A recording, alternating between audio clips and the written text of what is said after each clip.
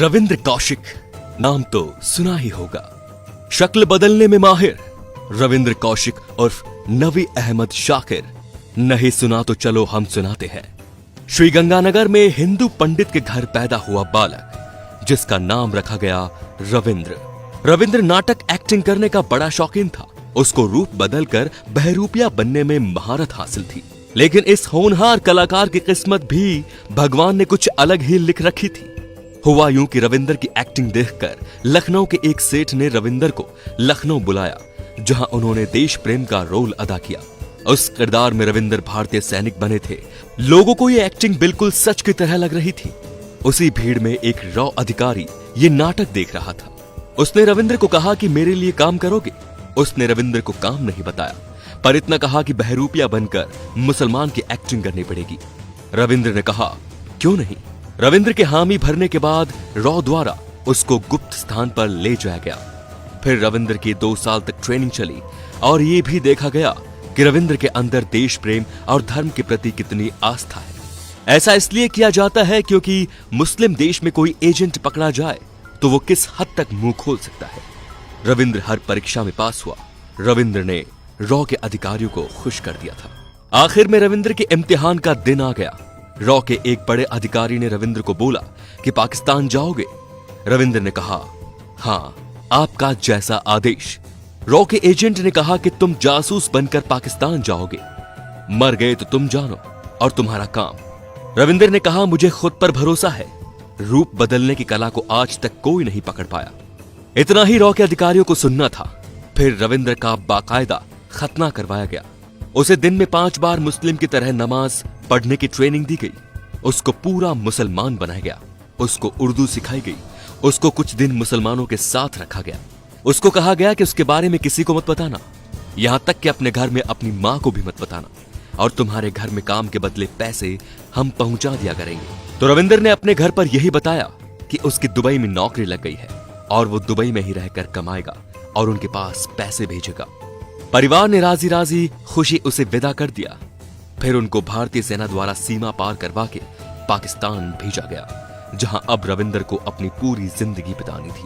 रविंद्र ने पाकिस्तान जाकर सबसे पहले अपना शिनाख्ती कार्ड बनवाया और कराची के एक कॉलेज में LLB डिग्री ले ली। फिर एक दिन अखबार में रविंद्र ने पाकिस्तानी सेना का इश्तिहार देखा। कहा जाता है कि रविंद्र उर्फ नवी अहमद शाकिर ने पाकिस्तानी सेना को अपने काम से इतना खुश कर दिया था कि सेना में वो मेजर के पद तक पहुंच गए थे। पाकिस्तान में मेजर का पद काफी ओहदा रखता है। और अंत में उन्होंने अपने सीनियर अधिकारी चकीवर शेख की बेटी फातिमा से शादी कर ली। फातिमा से रविंद्र दिल से प्यार करते थे, पर रविंद्र ने फातिमा को कभी नहीं बताया कि वो उसके देश की जासूसी कर रहा है और वो भारतीय हिंदू है, और मुसलमान बनकर उससे शादी की। वो भारत को पाकिस्तान से कई महत्वपूर्ण सूचनाएं भेज रहा था। इधर रॉ के अधिकारी खुश और पाकिस्तान में पाकिस्तानी सेना उसके काम से खुश। सब बढ़िया चल रहा था, पर कांग्रेस की सरकार से एक बहुत बड़ी चूक हो गई। हुआ यूं कि कांग्रेस की सरकार चाहती थी कि रविंद्र की सहायता के लिए एक और आदमी पाकिस्तान भेजा जाए। रविंद्र से इस बारे में जब पूछा गया तो रविंद्र ने कहा मुझे किसी की जरूरत नहीं है, मैं अकेला ही काम कर लूंगा। और कांग्रेस सरकार के दबाव में रविंद्र को हामी भरनी पड़ी। फिर एक और रॉ के एजेंट को तैयार करके पाकिस्तान रवाना किया गया। उसने भारत बॉर्डर तो पार कर लिया, पर रुक गया एक होटल पर चाय पीने, जहां कुछ पाकिस्तानी सैनिक पहले से ही बैठे थे। उन सैनिकों को इस एजेंट की बोलचाल से शक हो गया। सैनिकों ने उस एजेंट को पकड़ लिया और पूछा कि कौन हो तुम। उस मूर्ख एजेंट ने बोला कि मैं भारत से आया हूं मेरे दोस्त से मिलने, पर समय ही खराब था। उनमें से एक ने कहा बुला कौन है तेरा दोस्त, नहीं तो गोली मार दूंगा।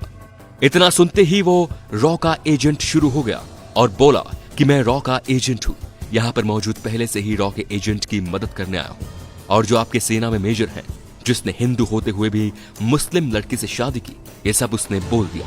पाकिस्तानी सेना एकदम हक्का बक्का रह गई। सेना के एक सैनिक ने कहा तुम उससे कहां पर मिलने वाले थे? उससे उसी प्लान के मुताबिक मिलो, पर उसे शक नहीं होना चाहिए। प्लान के मुताबिक सुबह उसने रविंद्र को जिन्ना उद्यान में बुलाया। रविंद्र समय पर पहुंच गया। दोनों ने हाथ मिलाया। पहले से ताक में बैठे पाक सैनिकों ने रविंद्र को दबोच लिया। खैर रविंद्र को डाल दिया गया पाकिस्तान की अंडरग्राउंड जेल में, जहां न सूरज की रोशनी थी न चांद की ठंडक थी तो बस गुमनामी। कहते हैं रविंदर को उस बैरक में 12 दिनों तक बिना खाने के रखा। रविंदर के लिए जेल की बैरक के ऊपर से पानी डाला जाता था, उतना ही जीना कि वो जीवित रह सके।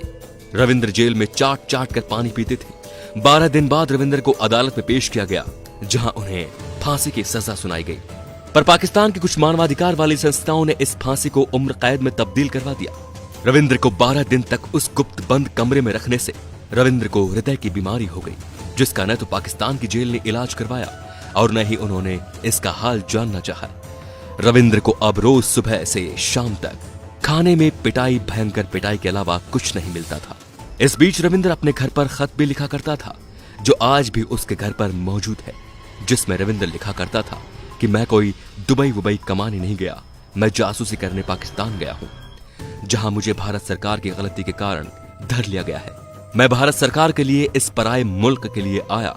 मैंने उसको जानकारियां दी, मैंने उनको सन 71 के युद्ध को जीतने में बहुत सहायता की। इंदिरा गांधी ने मुझे ब्लैक टाइगर की उपाधि दी। अब मुझे टीबी और हृदय रोग हो गया है, जिसका इलाज इस मुल्क में नहीं है। मुझे बचा लो, मैं भारत की जमीन पर मरना चाहता हूं। रविंद्र के पिता बार बार भारत के नेताओं से मिलते रहे। नेताओं ने इतना ही कहा कि उसने एग्रीमेंट साइन किया है कि पकड़ा गया तो उसकी कोई सहायता नहीं होगी। और अंत में 2001 में पाकिस्तानी टॉर्चर सहते सहते रविंद्र ने पाकिस्तान की जेल में प्राण त्याग दिए। भारत सरकार ने रविंद्र का शव लेने से भी इनकार कर दिया। पाकिस्तान की नीचता भी गजब है। उन लोगों ने रविंद्र का शव कचरे के साथ जला दिया। कहा जाता है कि रविंद्र की मुस्लिम पत्नी भी उससे मिलने एक बार जेल आई थी। उसने बस यही पूछा था कि क्यों किया मेरे साथ ऐसा। रविंद्र का जवाब था, मेरे देश के लिए। फिर वो उससे मिलने कभी नहीं आई। रविंद्र और उस मुस्लिम महिला का एक बेटा भी है, जो पाकिस्तान में ही रहता है। रविंद्र इतना महान रूप बदलू था कि वो पाकिस्तानी फौज में मेजर रहते हुए 5 बार अपने परिवार से मिलने आया था और ऐसे छुट्टियां बिताई जैसे कोई भारतीय फौजी अपने घर पर छुट्टियां बिताने आता हो। पर कभी पाकिस्तान को उस पर शक नहीं हुआ। बस कांग्रेस सरकार की एक छोटी सी गलती रविंद्र को ले डूबी। तो ऐसे महान वीरों के लिए एक शेर तो बनता है दोस्तों, भारत मां के सच्चे सपूत को मेरा दिल से सलाम। भारत माता की जय। धन्यवाद।